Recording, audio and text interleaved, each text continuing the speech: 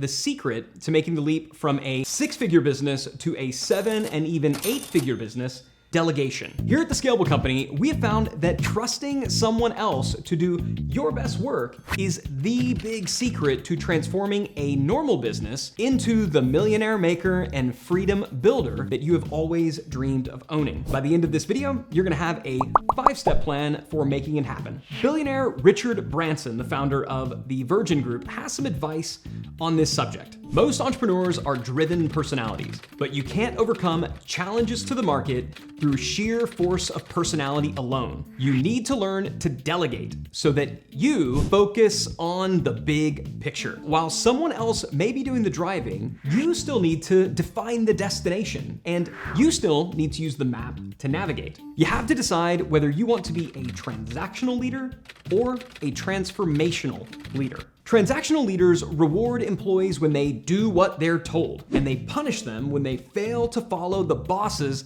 explicit orders. Transformational leaders, on the other hand, work with their teams using clear objectives and delegation to create a successful and growing business. At The Scalable Company, we've made the delegation process easy with a model that we call the critical task matrix.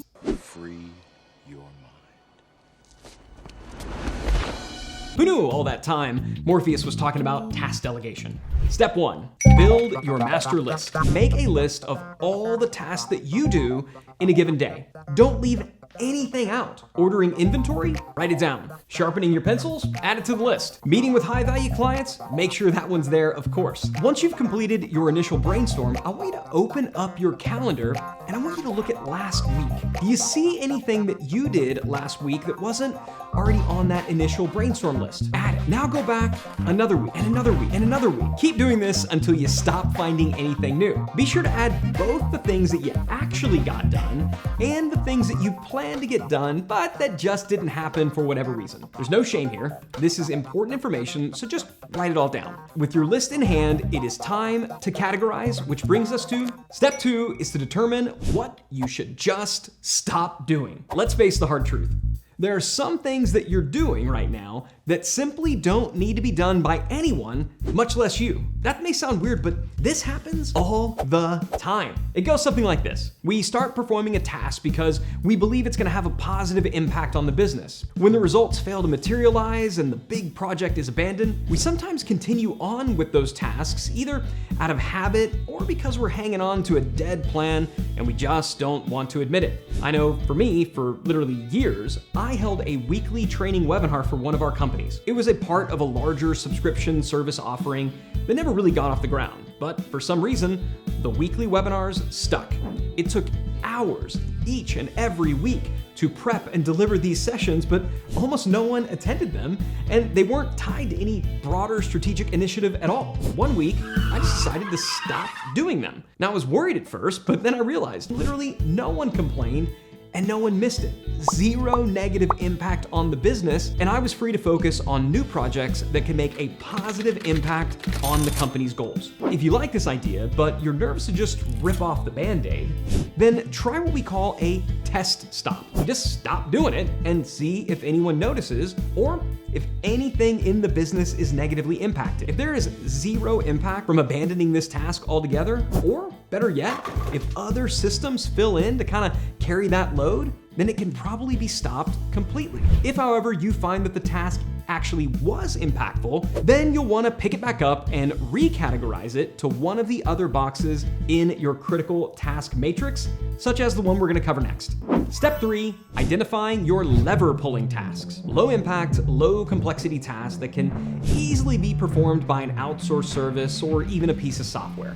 When I went through this exercise the very first time, I realized that I was the person ordering all the snacks and office supplies. My first thought was to delegate it, but then I just realized that I could place a recurring order through Amazon, and with that one step, everything we needed would just magically arrive when we needed it without any additional human intervention. It was automated. Many tasks can be delegated and automated by specialist service providers. Take some time to do a little research, because whether you need video editing, bookkeeping, graphic design, human resources, or heck, if you just need someone to fill your snack drawer, I guarantee that a software like subscription service exists to take all those annoying tasks off your hand and even out of your office. Step 4, identify your DTT tasks. Document, train, trust. These are the important tasks that are simple enough to explain and understand, but they're also time-consuming at times and even a little bit annoying. Responding to common customer support requests, laying out an email newsletter, publishing a blog post, even just checking the mail and paying the bills. Offloading DTT tasks can have the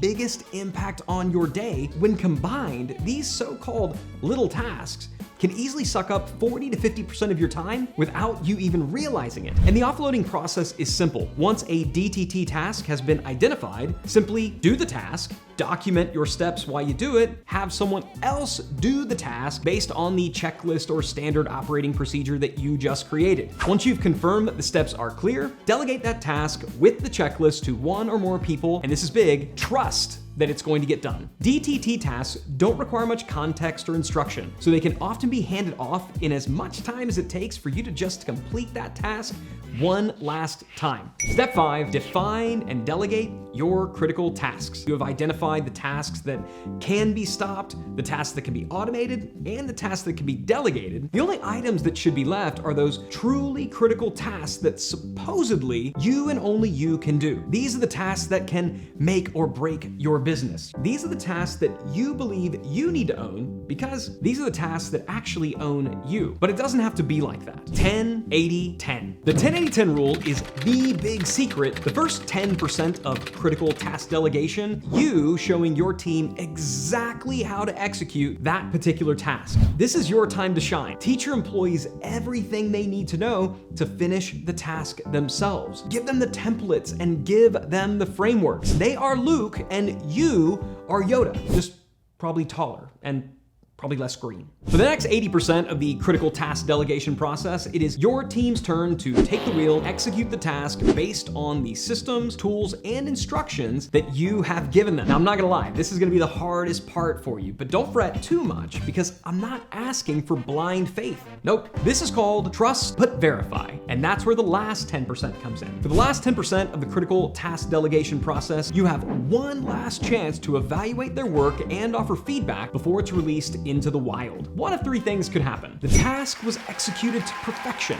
and you are one step closer to full delegation. The task needs some minor tweaking, but it's generally good to go. Praise your team for a job well done, and update your systems and instructions in that first 10% to account for anything that was missed. The team completely missed the mark. Process needs to be started all over again from scratch. In this case, evaluate your first 10% and see if there was a critical failure in your system and instruction. Obviously, make the necessary updates and try again. If not, consider if the team members have all the resources and abilities that they need to perform this task. If they don't, it might be time to make a change. You might want to check out my other video on how to fire someone with fairness and dignity. At the end of the day, you can't spell delegate without the word lead, and you can't spell millionaire without lean. If you lean on your employees so you can lead your company toward significant growth, your bank account will speak for itself.